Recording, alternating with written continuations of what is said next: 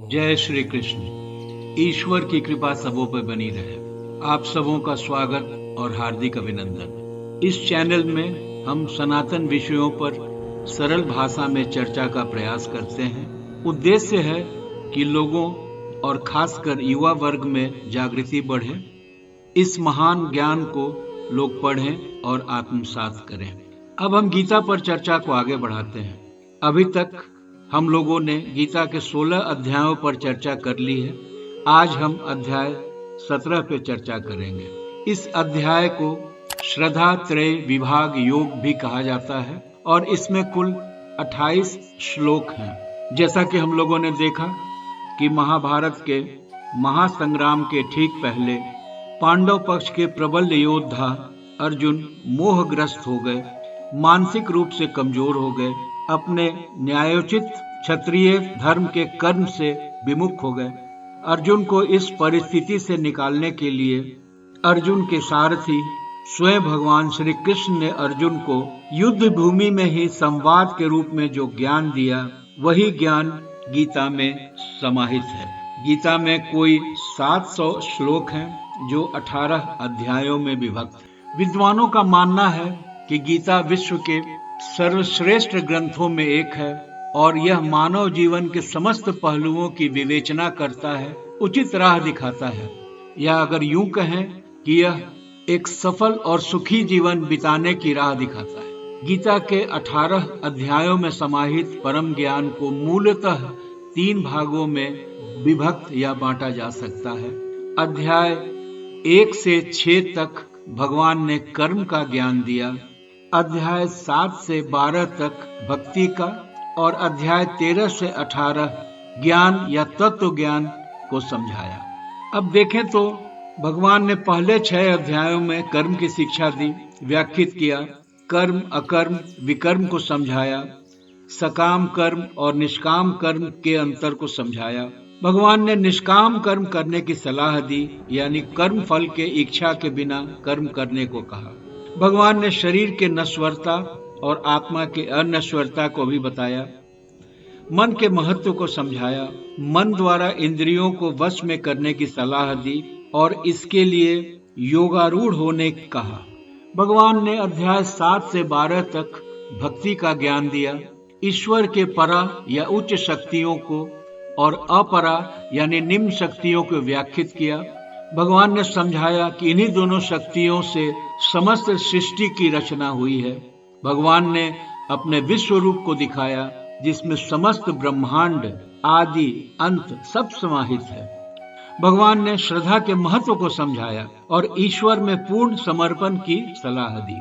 भगवान आगे अध्याय 13 से ज्ञान या तत्व ज्ञान की शिक्षा देते हैं। इन अध्यायों में श्री भगवान ईश्वर के स्वरूप को समझाते हैं, मनुष्य और ईश्वर का अभिन्न संबंध व्याख्यात करते हैं। अध्याय 13 में भगवान ने क्षेत्र, क्षेत्रज्ञ, ज्ञान और ज्ञेय के बारे में बताया, जीवात्मा, परमात्मा और ब्रह्म की चर्चा की। आगे अध्याय 14 में भगवान ने मनुष्यों को प्रकृति द्वारा प्रदत्त सत, रज और तम गुणों की चर्चा करते हैं, जिसमें किसी भी व्यक्ति का व्यक्तित्व या पर्सोना डिफाइन होता है। भगवान इन गुणों को बहुत शक्तिशाली मानते हैं और समझाते हैं कि श्रेष्ठता के लिए ये तीनों गुणों में आपस में परस्पर संग्राम चलते रहता है। वैसे भगवान इन तीनों गुणों से भी ऊपर उठने की सलाह देते हैं, यानी गुणातीत होने के लिए कहते हैं। आगे अध्याय 15 में श्री भगवान ने ब्रह्म के स्वरूप को व्याख्यात किया और इसे समझाने के लिए इस मटेरियल वर्ल्ड की तुलना एक अविनाशी उल्टा हुआ पीपल के वृक्ष से करते हैं, जिसकी जड़ें तो ऊपर हैं और उसका सोर्स ईश्वर है। यह प्रकृति के द्वारा सिंचित है। भगवान बताते हैं कि इसके सही स्वरूप को नहीं समझकर हम या देहधारी सांसारिक चीजों में उलझे रहते हैं, जुड़े रहते हैं। भगवान इस बॉन्डेज को ज्ञान की तलवार से काट देने को कहते हैं और ईश्वर के शरणागत होने की सलाह देते हैं। आगे भगवान अध्याय 16 में मनुष्य के स्वभाव को दैवी और आसुरी रूप में व्याख्यात करते हैं उन्होंने दैवी स्वरूप के 26 गुणों को समझाया, जबकि आसुरी प्रवृत्ति के 6 गुण को भी बताया। भगवान ने दैवी प्रवृत्ति को मोक्षकारी बताया, जबकि आसुरी प्रवृत्ति को बंधनकारी। अभी तक हम लोगों ने पहले किए हुए अध्याय 16 तक के चर्चा को एक बार पुनः संक्षिप्त चर्चा किए। अब आगे हम अध्याय 17 पर चर्चा को प्रारंभ करते हैं। जैसा कि पहले हमने बताया कि इसमें कुल 28 श्लोक हैं और इसे श्रद्धा तय विभाग योग के नाम से भी जाना जाता है। हम लोगों ने देखा कि अध्याय 14 में भगवान ने प्रकृति द्वारा प्रदत्त गुणों की चर्चा की थी और इनकी शक्तियों के बारे में बताया था तथा उनके मनुष्य पर प्रभाव को स्पष्ट किया। अब भगवान इस अध्याय में सविस्तार व्याख्या करते हैं और बताते हैं कि श्रद्धा के बिना कोई रह नहीं सकता और श्रद्धा के महत्व को समझाते हैं। भगवान बताते हैं कि जिसकी जैसी श्रद्धा हो उसका जीवन शैली भी वैसे ही हो जाती है, चाहे वो तपस्या का प्रकार हो, भोजन हो या कुछ भी। भगवान इस अध्याय के अंत में ओम तत्सत शब्दों की प्रासंगिकता और इसके महत्व पर प्रकाश डालते हैं। श्री भगवान ने गत अध्याय 16 में दैवी और आसुरी प्रवृत्ति के लोगों के बारे में बताया था, ताकि अर्जुन अच्छे प्रकृति को समझकर उसे आत्मसात कर सके। इसके लिए वो अर्जुन को प्रामाणिक ग्रंथों और स्क्रिप्चर्स फॉलो करने के लिए कहते हैं। अब अर्जुन का श्लोक 1 में एक स्वाभाविक प्रश्न है कि जो स्क्रिप्चर्स को ठीक से नहीं समझ पाते पर श्रद्धा के साथ पूजा या अन्य कार्य करते हैं, उनकी अवस्था क्या होगी, सत, रज या तम। श्लोक 2 में भगवान यह स्पष्ट करते हैं कि हर मनुष्य एक फेथ या आस्था के साथ जुड़ा होता है। फेथ के बिना कोई नहीं रह सकता। आप किसी न किसी पर फेथ रखेंगे, अगर भगवान पे नहीं तो विज्ञान पे, नहीं तो अपने अनुभूति पे। If many people do not believe on God as they do not see Him, but even in that case, He has a faith on His eyes. भगवान बताते हैं कि सबका जन्मजात फेथ होता है जो सात्विक, राजसिक और तामसिक होता है। भगवान श्लोक 3 में बताते हैं कि आदमी अपनी फेथ या आस्था के कारण ही उस स्वरूप में दिखता है। उसका खान पान, पूजा पाठ, प्रवृत्तियां इत्यादि सब उसके फेथ के अनुरूप हो जाता है। अपनी आस्था के हिसाब से वो सतगुणी, रजोगुणी या तमोगुणी हो जाता है। आगे श्लोक 4 में तीनों गुणों वाले मनुष्यों की प्रवृत्तियों को और स्पष्ट करते हैं। भगवान बताते हैं कि आस्था या फेथ ही पूजा की विधि निर्धारित करता है। सात्विक प्रवृत्ति वाले देवता की पूजा करते हैं, राजसी प्रवृत्ति वाले यक्ष और राक्षसों की पूजा करते हैं और तामसी प्रवृत्ति वाले भूत प्रेत की पूजा करते हैं। श्लोक 5 और 6 में भगवान ने व्रत और पूजा पाठ में किए जाने वाले घोर तपस्या और शरीर को कष्ट देने वाले क्रियाओं को शास्त्रोचित नहीं बताया। इसे भगवान एक अज्ञानता में किए जाने वाले कार्य बताते हैं और समझाते हैं कि यह दिखावा के लिए ज्यादातर किया जाता है। भगवान ये बताते हैं कि ज्यादा कठिन व्रत से मनुष्य अपने शरीर को कष्ट पहुंचाता है और ऐसा होने से वो भगवान को भी कष्ट पहुंचाता है, क्योंकि भगवान तो सबों के हृदय में निवास करते हैं।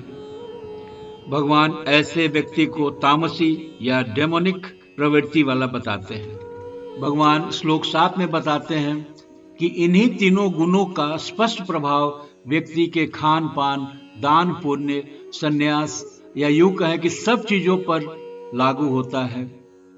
श्री भगवान श्लोक 8, 9 और 10 में प्रकृति द्वारा प्रदत्त गुणों का प्रभाव भोजन के रुचि के बारे में स्पष्ट करते हैं। श्री भगवान बताते हैं कि सात्विक भोजन श्रेष्ठ होता है और यह सतोगुणधारियों को पसंद होता है। इस भोजन से लाइफ स्पैन बढ़ता है और ये भोजन स्वादिष्ट होते हैं। भगवान बताते हैं कि बहुत खट्टा, बहुत तीता, सूखा, बहुत गर्म भोजन रजोगुणधारियों को पसंद है और ऐसे भोजन से दर्द, तकलीफ और रोग होता है। अशुद्ध, बेस्वाद बासी खाना वो तमोगुणधारियों को पसंद होता है। भगवान आगे श्लोक 11 से 13 तक बताते हैं कि पूजा पाठ का संबंध गुणों के साथ कैसे होता है। इसे ठीक से इस संबंध को व्याख्यात करते हैं। भगवान बताते हैं कि यज्ञ या पूजा जो शास्त्रोचित है, जो मैटर ऑफ ड्यूटी और फर्म कन्विक्शन के साथ किया जाता है, वो सत्गुण वाला होता है। ऐसे यज्ञ या पूजा बिना किसी फल के आशा के किया जाता है। जो पूजा या यज्ञ दिखावा और फल के आशा के साथ किया जाता है वो रजोगुणधारियों का है, जबकि जो नियत स्थान पर न होकर बिना किसी मंत्र या शास्त्रानुसार हो रहा है वो तमोगुणधारियों का लक्षण है। अब भगवान आगे श्लोक 14 से 19 तक तपस्या को स्पष्ट करते हैं, व्याख्यात करते हैं और प्रकृति द्वारा प्रदत्त गुणों का तपस्या पर क्या प्रभाव होता है उसे स्पष्ट करते हैं। हमारे शास्त्रों में वर्णित है कि without purifying the body with tapasya nobody could reach the final goal of yoga. भगवान आगे तपस्या को 3 प्रकार की समझाते हैं: शरीर की तपस्या, वाणी की तपस्या और मन की तपस्या। भगवान बताते हैं जब तपस्या या पूजा पाठ परमात्मा, आध्यात्मिक गुरुओं, बुद्धिमान और श्रेष्ठ संत जनों की पूजा यदि पवित्रता, सादगी तथा अहिंसा के पालन के साथ की जाती है तो उसे शरीर की तपस्या कहते हैं। भगवान आगे श्लोक 15 में बताते हैं कि जो वाणी दूसरे को कष्ट नहीं दे, शास्त्रोचित हो, सत्य हो, उसे वाणी की तपस्या कहते हैं। Speak the truth in such a way that it is pleasing to others. Do not speak truth in a manner which is injurious to others, but never speak untruth though it may be pleasant to others. ऐसा मनुस्मृति में बताया गया है। वैसे मनुस्मृति बहुत wrong regions के साथ coat किया जाता है। श्लोक 16 में भगवान बताते हैं कि अच्छे विचार, सरलता, शांति, self control, purity of purpose, ये सब माइंड या दिमाग की तपस्या है। वैसे देखें तो मन की तपस्या शरीर और वाणी की तपस्या से ज्यादा महत्वपूर्ण है। श्लोक 17 में भगवान समझाते हैं कि जब ये तीनों तपस्या यानी मन, शरीर और वाणी की तपस्या बिना किसी रिवार्ड या आशा के साथ की जाती है उसे सात्विक तपस्या बोला जा सकता है। भगवान श्लोक 18 में बताते हैं कि जब कोई तपस्या बिना किसी सम्मान या पैशन के साथ किया जाता है उसे राजसी माना जा सकता है। इसका प्रभाव क्षणिक समझा जा सकता है। भगवान आगे श्लोक 19 में बताते हैं कि जब तपस्या दूसरे को कष्ट पहुंचाने के लिए या दूसरों पर अत्याचार के लिए किया जाता है उसे तामसी तपस्या कहा जाता है। अब आगे श्लोक 20, 21 और 22 में भगवान ने दान के प्रकार को स्पष्ट किया है। भगवान समझाते हैं कि जब कोई दान किसी योग्य व्यक्ति को बिना किसी रिटर्न या आशा के किया जाता है उसे सात्विक समझा जाता है। यह दान प्रॉपर प्लेस और प्रॉपर टाइम में होनी चाहिए। दान जो किसी फल के आशा या दिखाने के लिए किया जाता है उसे राजसी जाना जाता है, जबकि जो दान गलत आदमी, गलत जगह पर किया जाता है उसे तामसी समझा जाता है।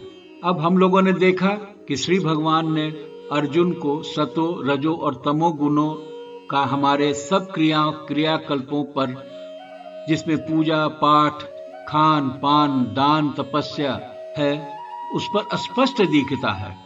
भगवान ने अर्जुन को सभी गुणों में सतो गुण को सर्वश्रेष्ठ समझाया है और इसके अलावा रजो और तमो गुण के लक्षण को भी स्पष्ट किया ताकि अर्जुन उसमें भेद समझ सके। अब अंत में श्लोक 23 से 27 तक ने भगवान ओम तत्सत को परिभाषित किया है। भगवान बताते हैं कि ओम तत्सत परम सत्य के विभिन्न पक्षों को परिभाषित करता है। भगवान ने बताया कि किसी भी कार्य जैसे यज्ञ, दान, तपस्या आदि या अन्य कोई भी शास्त्रोचित कार्य करने के पहले ओम शब्द का उच्चारण करना चाहिए।